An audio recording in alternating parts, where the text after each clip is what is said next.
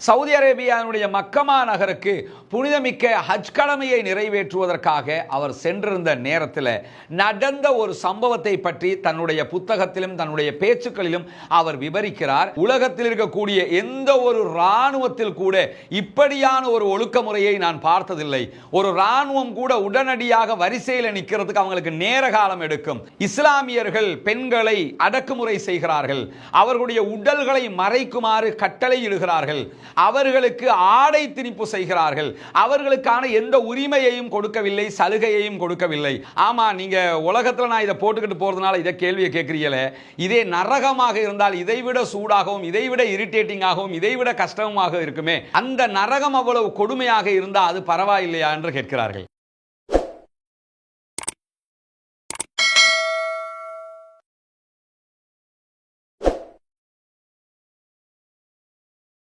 அன்பிற்கினிய சகோதர சகோதரிகளே, நம் அனைவர் மீதும் ஏக இறைவனுடைய அமைதியும் கருணையும் உண்டாகட்டுமாக. அஸ்ஸலாமு அலைக்கும் வரஹ்மத்துல்லாஹி வபரகாத்துஹு. புனிதமிக்க ரமலானுடைய மாதத்திலே மகிழ்ச்சியை தேடிய மனிதர்கள் என்கிற தலைப்பில் இஸ்லாமிய மார்க்கத்தை தங்களுடைய வாழ்வியல் நெறியாக ஏற்றுக்கொண்ட பிரபலமான மனிதர்கள் தொடர்பான செய்திகளை பார்த்து வருகிறோம்.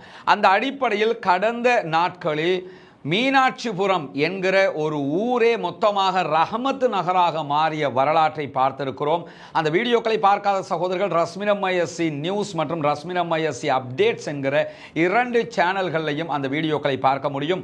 ரஸ்மினம்ஐஎஸ்சி என்கிற நம்முடைய முகநூல் பக்கத்திலும் அந்த வீடியோவை முழுமையாக நீங்கள் பார்க்க முடியும். இந்த நிலையிலே நேற்றைய தினம் இறுதியாக யுவான் ரிட்லி என்கிற பிரித்தானியாவினுடைய பிரபல பத்திரிகையாளர் 11 நாட்கள் தாலிபான்களுடைய கட்டுப்பாட்டில் சிறைவாசம் அனுபவித்தவர், பின்னாட்களில் பேச்சுவார்த்தை மூலமாக விடுவிக்கப்பட்டவர், எப்படி இஸ்லாத்தை ஏற்றுக்கொண்டார், அதனுடைய பின்னணி என்ன என்கிற தகவல்களை பார்த்திருக்கிறோம்.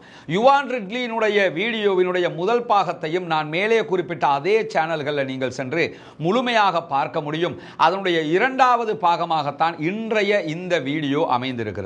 யுவான் ரிட்லியை பொறுத்தவரையில் ஏற்கனவே நாம் சொன்னதை போல ஒரு பிரபல பத்திரிகையாளர், சமூக செயல்பாட்டாளர், சமூகத்தில் பெண்களுக்காகவும் பொதுவான மக்களுக்காகவும் குரல் எழுப்பக்கூடியவர், அடக்குமுறை செய்கிற அமெரிக்க இஸ்ரேலிய அரசுகளுக்கு எதிராக தன்னுடைய குரலை வலுவாக உயர்த்தி பேசக்கூடியவர். இந்த நிலையில தான் அவர் புனிதமிக்க இஸ்லாமிய மார்க்கத்தை தாலிபான்களுடைய செயல்பாடுகளை பார்த்து கவர்ந்து குரானை படிக்கிறார். குரானுடைய செய்திகள் அவரை கவர்கிறது.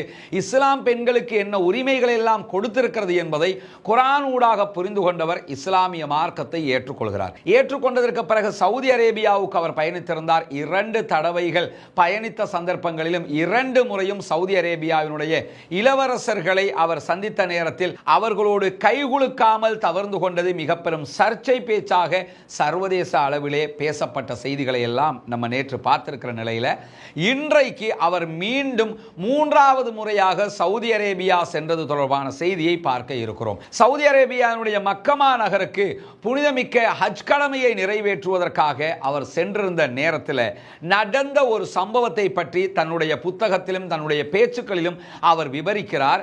அதிலே அவர் சொல்லுகிற ஒரு செய்தி என்னன்னா, நான் மக்காவிலே காபாவை நோக்கி தொழுகைக்காக சென்று கொண்டிருக்கும் போது ஒரு சந்தர்ப்பத்திலே கடுமையான மக்கள் திரளாக இருந்தது. ஹஜ்ஜுடைய காலம்னா குறைந்தபட்சம் 30 லட்சம் பேர் மக்காவுக்கு வருவாங்க. அவ்வளவு மக்கள் திரளுக்குள்ளதான் நாம் அத்தனை பேருமே சென்று நம்முடைய கடமைகளையும் நிவர்த்திக்க வேண்டி இருக்கிறது. அப்படியான நேரத்தில் யுவான் ரிட்லி அவர்களும் தொழுகைக்காக வேகமாக செல்கிறார்கள். நகர முடியவில்லை, மக்கள் கூட்டமாக இருக்கிறது. அப்படி போய்கிட்டு இருக்கும் போதே என்ன பண்றாங்கன்னா, தொழுகைக்கான இகாமத் சொல்லி விடுகிறார்கள். பாங்கு முஸ்லிம்கள் தொழுகைக்காக சொல்லுவாங்க. பள்ளிவாசலுக்குள்ள தொழுகை ஆரம்பிக்கிறதுக்கு முன்பதாக இகாமத் என்கிற தொழுகைக்கான அனுமதி அழைப்பும் இருக்கிறது. இந்த இகாமத் சொல்லப்பட்டதோட உடனடியாக தொழுகைக்காக அத்தனை பேரும் நின்றுவிட வேண்டும். இந்த யுவான் ரிட்லி அவர்கள் பயணித்தது ரோட்ல போய்கிட்டு இருக்கும் போது திடீரென இகாமத் சொல்லிடுறாங்க. தொழுகைக்கான அந்த முறைப்படியான அழைப்பு வந்து விட்டது, உடனடியாக தொழுகைக்கு தயாராக வேண்டும். இவங்க என்ன பார்க்கறாங்கன்னா, தொழுகைக்கு போறதுக்காக முட்டி மோதிக்கொண்டு அவ்வளவு ஜனத்திரளாக சென்று கொண்டிருந்த மக்கள் இகாமத் சொன்னதோட மலமலன்னு என்ன பண்றாங்கன்னா வரிசையாக நின்று விடுகிறார்கள். இவரும் உடனடியாக ஒரு சஃப்ல போய் ஒரு வரிசையில போய் நின்னுறாரு. நின்னுட்டு சுற்றுமுற்றும் திரும்பி எல்லாம் பார்க்கிறாரு. என்னடா இது, இப்பதான் தொழுகைக்கு வந்தோம், வரும்போது முட்டி மோதிக்குன்னு அவ்வளவு ஜனத்திரளாக வந்தாங்க, இகாமத்து தொழுகைக்கான முறைப்படியான அனுமதி வந்தது மட்டும்தான் உடனடியாக அத்தனை பேரும் வரிசையில் நின்றுட்டாங்களே, அந்த வரிசையில் நிற்கிற பாணியெல்லாம் அவர் திரும்பி திரும்பி பார்க்கிறாரு. பார்த்து விட்டு ஆச்சரியப்பட்டு என்ன சொல்றாருன்னா, உலகத்தில் இருக்கக்கூடிய எந்த ஒரு இராணுவத்தில் கூட இப்படியான ஒரு ஒழுக்க முறையை நான் பார்த்ததில்லை. ஒரு இராணுவம் கூட உடனடியாக வரிசையில் நிற்கிறதுக்கு அவங்களுக்கு நேர காலம் எடுக்கும். அதற்கென்று சில அறிவிப்புகள் வர வேண்டும், கமெண்டிங் வர வேண்டும். அதற்கு பிறகுதான் அவங்க வரிசையில் நின்று அவங்களுடைய அந்த செட்டப்ல வந்து நிற்பாங்க. ஆனா எந்த விதமான கமெண்ட்டும் இல்லாமல் இகாமத் சொல்லப்பட்டவுடன் நடந்து சென்றவர்கள் உடனடியாக அந்தந்த இடங்களிலேயே வரிசை கிரமமாக நின்று விட்டார்கள். இப்படியான ஆச்சரியத்தை நான் பள்ளி வாயிலில் தவிர வேறு எங்குமே பார்த்ததில்லை. இவர்களை பார்த்தா இந்த உலகம் ஒழுக்கமற்றவர்கள், டிசிப்ளின் தெரியாதவங்க, டீசென்ட் தெரியாதவங்க, இவங்களுக்கு என்ன கௌரவம் இருக்கிறது, இவர்கள் எல்லாம் ஒரு விதமானவர்கள் என்று இந்த மக்களை பார்த்து தான் பேசுகிறதா என்று சொல்லி ஆச்சரியப்பட்டு விட்டு சொல்கிறார். இவர்கள் அரபிகள் மட்டுமல்ல, அரபி அல்லாதவர்களும் இருக்கிறார்கள். மொத்த உலக ஜனத்தொகையில் இஸ்லாமியர்களாக இருப்பதில் 15% மட்டும்தான் அரபிகள், மிடில் ஈஸ்டை சேர்ந்தவர்களாக இருக்கிறார்கள். மீதமுள்ள 85% அவுட் ஆஃப் மிடில் ஈஸ்ட்ல இருக்கக்கூடியவங்க. அத்தனை பேரும் கலந்து கொள்ளுகிற ஒரு இடமாக மக்கமா நகரத்தினுடைய கஅபாவினுடைய அந்த பகுதி ஹஜ்ஜுடைய நேரத்திலும் உம்ராவுடைய நேரத்திலும் இருக்கிறது. எந்த நேரத்திலும் வெளிநாட்டு மக்களால் கவரப்படக்கூடிய ஒரு பகுதியாக, இபாதத்துக்காக இஸ்லாமியர்கள் செல்லக்கூடிய ஒரு பகுதியாக இருக்கிறது. அந்த இடத்துல எப்படி ஒரு அறிவித்தல் வந்ததோடு இவ்வளவு நேர்த்தியாக இவர்கள் கட்டமைப்பாக வந்து நிற்க முடிந்தது என்பதுதான் எனக்கு எழுந்த மிகப்பெரிய ஆச்சரியமான செய்தியாக இருக்கிறது என்கிறார் யுவான் ரிட்லி என்கிற பிரித்தானிய பெண் பத்திரிகையாளர். இந்த மாதிரியான நேரத்தில் இஸ்லாமிய பெண்கள், குறிப்பாக இவர் சொல்லக்கூடிய ஹிஜாபு பற்றிய தத்துவத்தை நாம் அதிகமாக பார்ப்பதற்கு கடமைப்பட்டிருக்கிறோம். ஏன்னா உலகம் முழுவதும் இஸ்லாமிய பெண்களை பார்த்து வைக்கப்படக்கூடிய, இஸ்லாத்தை பார்த்து முன்வைக்கப்படக்கூடிய மிக முக்கியமான ஒரு 5 குற்றச்சாட்டை எடுத்துக்கிட்டோம்னா அதில் வரக்கூடிய முதல் 3 குற்றச்சாட்டுகளில் ஒன்றாக இஸ்லாமிய பெண்களுடைய ஆடை பற்றிய குற்றச்சாட்டு இருக்கும். இஸ்லாமியர்கள் பெண்களை அடக்குமுறை செய்கிறார்கள், அவர்களுடைய உடல்களை மறைக்குமாறு கட்டளை இடுகிறார்கள், அவர்களுக்கு ஆடை திணிப்பு செய்கிறார்கள், அவர்களுக்கான எந்த உரிமையையும் கொடுக்கவில்லை, சலுகையையும் கொடுக்கவில்லை, அவர்கள் ஒரு அடங்கி இருக்கக்கூடிய சிறை கைதி போன்று ஆக்கப்படுகிறார்கள் என்றெல்லாம் விமர்சனங்களை முன்வைக்கிற காட்சியை நீங்க பார்த்திருப்பீங்க. ஆனா இதே நேரத்தில் என் கணவர் சொல்லித்தான் நான் ஹிஜாபு போட்டுக்கிட்டு இருக்கிறேன், இல்லை நான் போட மாட்டேன் என்று சொல்லுகிற எந்த பெண்ணையும் நீங்க பார்க்க முடியாது. எங்க அம்மா சொல்லித்தான் போடுறேன், இல்லை நான் போட மாட்டேன் என்று சொல்லுகிற எந்த பெண்ணையும் பார்க்க முடியாது. காரணம் என்னன்னா, இஸ்லாமிய பெண்கள் வலுக்கட்டாயமாக திணிக்கப்பட்டு அந்த ஆடையை அணியவில்லை.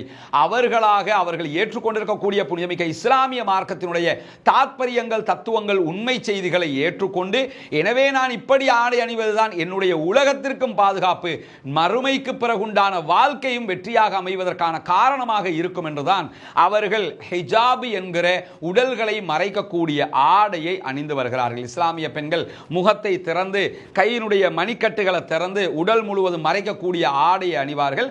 உடலை மறைக்கக்கூடிய விதமாக என்ன ஆடையை அணிஞ்சாலும் அதுக்கு பேர் ஹிஜாப் என்று ஆயிரும்.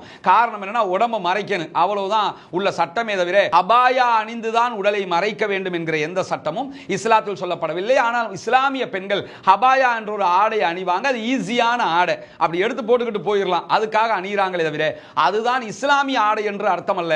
இஸ்லாத்தை பொறுத்தவரை எந்த ஆடையை கொண்டாவது உடலை மறைக்க வேண்டும் என்பதுதான் அதனுடைய அடிப்படை தத்துவமாக இருக்கிறது. இந்த நிலையில யுவான் ரிட்லி அவர்கள் ஹிஜாபு தொடர்பாக சொல்லக்கூடிய செய்திகள் மிக வித்தியாசமான செய்திகளாக இருக்கிறது. ஏன்னா அவங்க இஸ்லாத்தை விரும்பி ஏற்றுக்கொள்கிறார்கள், குர்ஆனை படித்து ஏற்றுக்கொள்கிறார்கள்.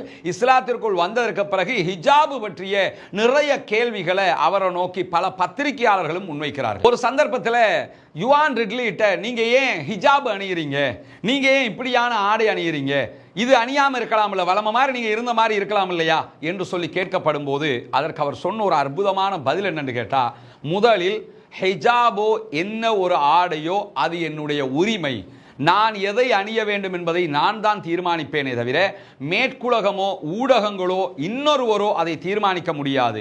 எனவே இத்தனை நாட்கள் நான் வேறு விதமான ஆடைகளை அணிந்தேன், இப்பொழுது உடலை மறைக்கிற ஆடை அணிகிறேன் என்றால் இத்தனை நாட்கள் நான் அணிந்ததும் என்னுடைய உரிமை பிரகாரம், இப்பொழுது நான் ஹிஜாப் அணிவதும் என்னுடைய விருப்பம், என்னுடைய உரிமை, இதிலே நீங்கள் தலையிட முடியாது என்று கட் அண்ட் ரைட்டாக கிறிஸ்டல் கிளியராக பதில சொல்லிட்டு அடுத்ததாக அதுக்கு ஒரு லிட்டரேஷன் ஒன்று சொல்றாங்க. அது ரொம்ப அற்புதமாக இருக்கிறது. என்ன சொல்றாங்கன்னு சொன்னா,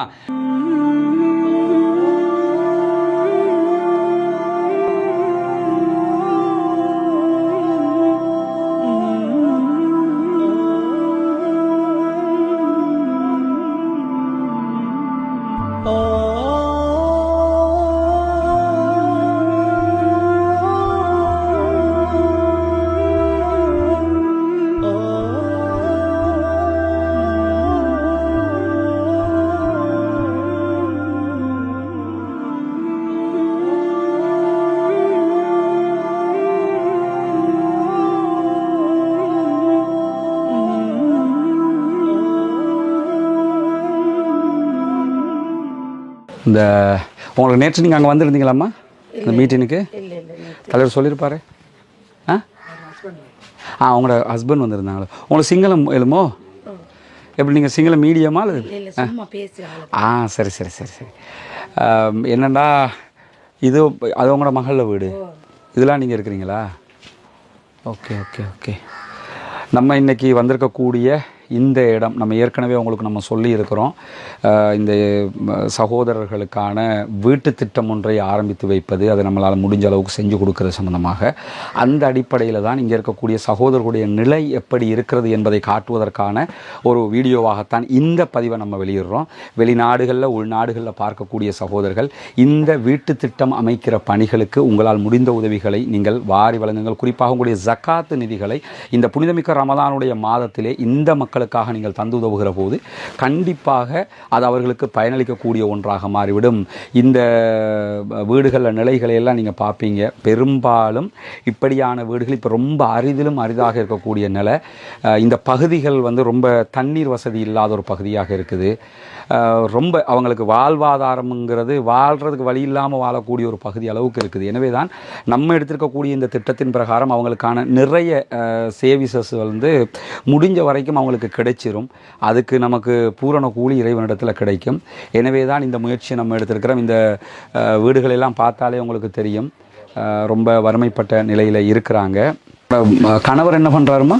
அவர் இந்த ஆடு மேய்க்கிறார். ஆக்களோட ஆடை எடுத்து மற்ற ஆக்கள் ஆட்டை எடுத்து மேய்ச்சி அதுக்கு சம்பளம் எடுக்கிறாரு. அவருக்கு வேலை செய்யல. அது இப்போ ஹார்ட் அட்டாக் வந்தனால அவர் கொழும்புல செக்யூரிட்டி வேலை செஞ்சுட்டு இருந்தார். ஹார்ட் அட்டாக் வந்தனால வேலை செய்ய இப்போ அறவே அவருக்கு வேலை செய்யலை. அது ரொட்டி எல்லாம் வேலை செய்வார். இப்போ அவருக்கு போகவே இல்லாது. அதனால தான் இந்த ஆடு கொஞ்சம் எடுத்துட்டு மேய்ச்சிக்கிட்டு இருக்காரு. அதில் என்ன நீ உங்களுக்கு வருமானம் கிடைக்கல? ரொம்ப கஷ்டமாக தான் இருந்துச்சு. ஏதோ ஒரு அளவுக்கு அல்லாண்டு எங்களை நல்லா லேசுப்படுத்துகிறாங்க. ஏதோ அதில் கொஞ்சம் இதாகி இப்போ அவருக்கு ஒரு ஆசை இடத்துல ஒரு கடை வச்சு, சின்ன ஒரு கடை வச்சு ரொட்டி அது போட தெரிந்தானே அவருக்கு. அது செய்ய தான் பார்த்துக்கிட்டு இருக்காரு, ஏற்பாடு பண்ணுறதுக்கு. ஊடு எங்கட இப்படி தான் நம்ம மகளோட வீட்டில் தான் அது விழாவில் கட்டிக்கிட்டு குடியில் இருக்குது. என் மகனும் மூடு இல்லாமல் இன்னொரு வீட்டில் தான் இருக்கிறான். கல்யாணம் முடிச்ச ஒரு பிள்ளை உண்டு. கல்யாணம் முடிச்சு அந்த வீட்டில் இருக்கிறான். இப்படி நிலவரமாக இருக்கிறேன்னா அங்கே கஷ்டத்தில் என்ன செய்ய தெரியாது. சரி, கவலைப்படாதீங்க. நம்ம இந்த முயற்சி வெற்றி பெறுறதுக்கு அல்லாட்ட துவா செய்யுங்க. பார்க்குற மக்கள் உங்களுக்கான உதவிகளை செய்கிறதுக்கு தயாராகுவாங்க. இன்ஷா அல்லாஹ் கண்டிப்பாக அல்லாஹ் அதுக்கு அருள் புரிவான். சரி அம்மா, எங்களால் முடிஞ்ச முயற்சி இது வெற்றி பெறணுங்கிறது தான் எங்களுடைய ஆசை. பொறுத்திருந்து பார்ப்போம். சரியா? நான் தற்போது ஹிஜாப் அணிந்து கொண்டிருக்கிறேன். எனவே என்னிடத்தில் நீங்கள் மதுவை நீட்ட முடியாது, சாராயத்தை லிக்கரை கொண்டு வந்து தர முடியாது. நான் இத்தனை நாட்களாக மது பிரியராக இருந்தேன், ஒரு வைன் குடிக்கக்கூடிய ஒரு இளம் பெண்ணாக இருந்தேன். ஆனால் இப்பொழுது நான் ஹிஜாப் அணிவதால் நீங்கள் என்னிடத்தில் வைன் குடிப்பதற்கு கிளாஸை நீட்ட முடியாது, என்னை நீங்கள் வைன் குடிக்க அழைக்க முடியாது, என்னை பப்புகளுக்கு நீங்கள் அழைக்க முடியாது, என்னை பார்களுக்கு நீங்கள் அழைத்து கொண்டு செல்ல முடியாது. எனவே நான் அணிந்திருக்கிற ஹிஜாப் என்பது சாராயத்தை வேண்டாம், வைனை வேண்டாம் என்று சொல்லுகிறது. பப்புகளுக்கு செல்ல வேண்டாம் என்று என்னை தடுக்கிறது. என்னிடத்தில் ஆபாசமான பேச்சுக்களை, தவறான பேச்சுக்களை எந்த ஆணும் பேசக்கூடாது என்று என்னை தடுக்கிறது. நீ ஒரு ஒழுக்கமான பெண் என்பதை எனக்கு அடிக்கொரு முறை நினைவூட்டி கொண்டே இருக்கிறது. அதனால் தான் நான் ஹிஜாப் அணிகிறேனே தவிர வேறு எந்த காரணத்துக்காகவும் ஹிஜாப் அணியவில்லை என்று சொல்லி ஒரு அற்புதமான பதிலை யுவான் ரிட்லி அவர்கள் பத்திரிகையாளர்கள் முன்னால் முன்வைக்கிறார்கள். தொடர்ந்து பேசுகிற நேரத்தில் ஹிஜாபு சம்பந்தமாக யுவான் ரிட்லி சொல்லும் போது சொல்றாங்க, நான் ஹிஜாபு போடுறது ஏன் இவங்களுடைய கண்ணை உறுத்துது, உங்களுக்கு என்ன பிரச்சனை, அப்படின்னு சொல்லி ஒரு கேள்வி எழுப்பிட்டு சொல்றாங்க, என்னை நீங்கள் மதிப்பதாக இருந்தால் என்னுடைய பண்பு செயல்பாடுகளை வைத்து மதிக்கலாம், என்னுடைய ஆடையை அடிப்படையாக வைத்து நீங்கள் மதிக்க வேண்டியதில்லை. ஆடையை அடிப்படையாக வைத்துத்தான் நீங்கள் மதிப்பீர்கள் என்றால் அப்படிப்பட்ட நட்பு எனக்கு தேவையும் இல்லை என்கிறார்கள். நான் அறகுறையா ஆடை அணிஞ்சாதான் என்னோட நட்பா பழகுவீங்க, என்னோட அன்பா பழகுவீங்க, என்னோட நல்லா இருப்பீங்க என்று சொன்னா, நான் ஹிஜாபு போட்டா என்னோட நட்பா பழக மாட்டீங்க, என்ன பயங்கரவாதியா பாப்பீங்க, என்ன ஒரு மாதிரியா பாப்பீங்கன்னா உங்களுடைய நட்பு எனக்கு தேவையில்லை, எனக்கு ஹிஜாபும் ஒழுக்கமும் தான் தேவை என்றார் யுவான் ரெட்லி. தொடர்ந்து பேசும்போது அவர் முஸ்லிம் பெண்களுக்கு சொன்ன ஒரு செய்தி என்னன்னா, நான் உங்களுடைய பிரச்சனைகளுக்காக எந்த நேரம் கூப்பிட்டாலும் வீதியில் இறங்கி போராடுவதற்காக வருவேன், வந்திருக்கிறேன், இனியும் கடமைப்பட்டிருக்கிறேன். ஆனால் ஹிஜாபு அணியாத பெண்கள் தயவு செய்து என்னை உங்களுக்கான ஒருத்தியாக நினைத்து அழைக்க வேண்டாம், ஹிஜாப் அணிகிற இஸ்லாமிய பெண்களுக்காகத்தான் நான் களத்திற்கு வருகிறேன் என்று சொல்கிறார் யுவான் ரெட்லி. ஒரு சந்தர்ப்பத்தில் ஒரு பெண் என்ன பண்றாங்கன்னா, யுவான் ரெட்லிட்ட ஒரு கேள்வி கேட்கிறாங்க. அது என்ன கேள்வி என்று சொன்னா, ரொம்ப சூடான நாடுகளுக்கு நீங்கள் செல்கிறீர்கள், ஈராக்காக இருக்கலாம், சவுதி அரேபியாவாக இருக்கலாம், மிடில் ஈஸ்ட் பூராகவே ஒரு காலகட்டத்தில் உச்சகட்ட சூடாக இருக்கும், இன்னொரு காலகட்டத்தில் குளிராக இருக்கும். ரொம்ப சூடான பகுதிகளுக்கு போறீங்களே, இந்த ஹிஜாப் என்கிற ஆடையை நீங்க போட்டுக்கிட்டு போகும்போது உங்களுக்கு அது ரொம்ப இரிட்டேட்டிங்காக இல்லையா, சங்கடமாக இல்லையா, இப்படியான ஒரு ஆடை அணிஞ்சுக்கிட்டு போக முடியுமா உங்களுக்கு என்று சொல்லி கேட்கும்போது, ரொம்ப சூடாக இருக்கிறதுனால இந்த ஆடை அணிஞ்சுக்கிட்டு போறது உங்களுக்கு இரிட்டேட்டிங்கா இல்லையா, உங்களுக்கு கஷ்டமாக இல்லையா, தொந்தரவா இல்லையா, அதை போட்டா ரொம்ப ஹீட்டா இருக்குமே என்று சொல்லும்போது திருப்பி யுவான் ரெட்லி என்ன கேட்கறாங்கன்னு சொன்னா, ஆமா நீங்க உலகத்துல நான் இதை போட்டுக்கிட்டு போறதுனால இதை கேள்வியை கேட்கிறீங்களே, இதே நரகமாக இருந்தால் இதைவிட சூடாகவும் இதைவிட இரிட்டேட்டிங்காகவும் இதைவிட கஷ்டமாக இருக்குமே, அந்த நரகம் அவ்வளவு கொடுமையாக இருந்தால் அது பரவாயில்லையா என்று கேட்கிறார்கள். ஏன்னா நான் நரகத்திற்கு போகாமல் இருப்பதற்காக உலகத்தில் ஏற்படுகிற சில சங்கடங்களை சகித்துக் கொண்டு கூட இந்த ஆடை அணிவதற்கு தயாராக இருக்கிறேன். இப்படி என்னுடைய உடலை நான் மறைக்காவிட்டால் நாளை மறுமையிலே நரகத்திலே இதைவிட கொடூரமான சூட்டையும் இதைவிட கொடூரமான வெப்பத்தையும் நான் சந்திக்க வேண்டி வருமே, அது பரவாயில்லையா என்று கேட்டார்கள். அந்த பெண்மணி வாயடைத்து போய்விட்டார். நமக்கெல்லாம் தெரியும் டியூனிசிய புரட்சி, அரபு நாடுகளில் புரட்சி வெடித்து ஆட்சியாளர்கள் வெளியேற்றப்பட்ட ஒரு காலகட்டம் இருந்தது. அந்த காலகட்டத்தில் தான் எகிப்தினுடைய தலைவராக எகிப்தினுடைய ஜனாதிபதியாக இருந்த ஹொஸ்னி முபாரக் அவர்கள் 30 ஆண்டுகளுக்கு பிறகு புரட்சியினூடாக வெளியேற்றப்பட்டார். அதே போன்று முகமது கதாஃபி வெளியேற்றப்பட்டார். எகிப்தினுடைய ஜனாதிபதியாக இருந்த ஹொஸ்னி முபாரக் 30 ஆண்டுகள் ஆட்சிகளுக்கு பிறகு தூக்கி எறியப்பட்டார். அந்த அரபுலக புரட்சி காரணமாக லிபியாவினுடைய ஜனாதிபதியாக இருந்த முகமது கதாஃபி மொத்தமாக தூக்கி எறியப்பட்டார். அந்த வகையில் டியூனிசியாவினுடைய ஜனாதிபதியாக செயல்பட்ட ஜெய்னுல் ஆபிதீன் பின் அலியினுடைய ஆட்சியும் அரபுலக புரட்சியினூடாக தூக்கி எறியப்பட்டது. அவர் நாட்டை விட்டு தப்பியோடி சவுதி அரேபியாவுக்கு போனதுக்கு பிறகு ஒரு கட்டுரை ஒன்றை எழுதியிருந்தார் யுவான் ரெட்லி, டியூனிசியாவுக்கு ஹிஜாபு திரும்புகிறது என்கிற பெயரில். அதில் அவங்க சொன்ன ஒரு செய்தி என்னன்னு சொன்னா, இப்போ எப்படி சவுதி அரேபியாவில் ஜெய்னுல் ஆபிதீன் பின் அலியும் அவனுடைய மனைவியும் நிம்மதியாக இருப்பாங்களோ தெரியல அப்படின்னு எழுதினாங்க. ஏன்னு கேட்டா அந்த செய்தியை சொல்லும்போது, டியூனிசியாவில் பாங்கு சொல்வதை தடை செய்தார்கள், டியூனிசியாவில் குரானுக்கு தடை செய்தார்கள், ஹொத்துபாக்களில் எல்லாம் அவர்களுடைய புராணங்களை பாட வைத்தார்கள், ஹிஜாப் அணிகிற பெண்களுக்கு தடை விதித்தார்கள். இப்படியெல்லாம் தடை விதித்தவர்கள் தற்போது ஹிஜாப் அணிந்துதான் வெளியே செல்ல வேண்டிய நிர்பந்தம் இருக்கும்.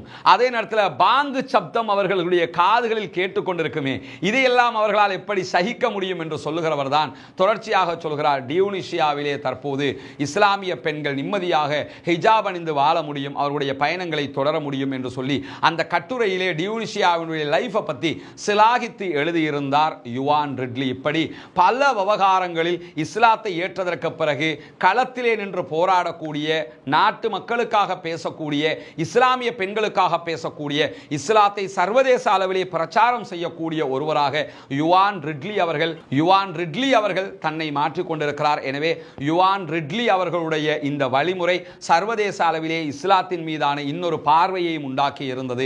இஸ்லாத்தை பெண்கள் அதிகமாக படிப்பதற்கு காரணமாக அமைந்தது மட்டுமல்லாமல் பிரித்தானியாவிலே அதிகமாக இஸ்லாத்தை ஏற்றுக்கொள்ளக்கூடியவர்கள் பெண்களாக இருக்கிறார்கள் என்கிற தரவுகளும் வெளியாகி இருக்கிறது. காரணம் என்னன்னா, இஸ்லாம் பெண்களுக்கு உரிமையை கொடுக்கவில்லை என்று ஊடகங்கள் பிரச்சாரம் செய்கிற அதே நேரம் இஸ்லாம் அப்படி என்ன கொடுமையை செய்கிறது என்பதை பார்ப்பதற்காக படிப்பதற்காக குரானை புரட்டக்கூடிய பிரித்தானிய பெண்கள் பெண்கள் இஸ்லாத்தின் மூலமாகவும் குர்ஆனின் மூலமாகவும் கவரப்படுகிறார்கள், இஸ்லாத்தை நோக்கி வருகிறார்கள், மகிழ்ச்சியை தேடுகிறார்கள், மகிழ்ச்சியை அடைகிறார்கள்.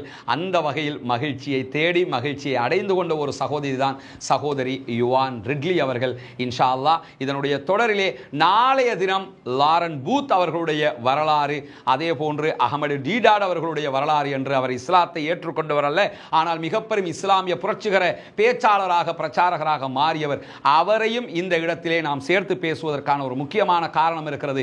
தமிழ் மொழியிலே பேசப்பட வேண்டிய ஒரு வரலாற்று நாயகராகவும் அகமது தீதாத் அவர்களும் இருக்கிறார்கள். எனவே இது போன்ற பல பேருடைய வரலாறுகளையும் தொடர்ந்து எதிர்பாருங்கள். நம்முடைய சேனலை சப்ஸ்கிரைப் செய்யாத சகோதரர்கள் சப்ஸ்கிரைப் செய்து இணைந்து கொள்ளுங்கள். வாஹிர் தஅவானா அல்ஹம்துலில்லாஹி ரப்பில் ஆலமீன்.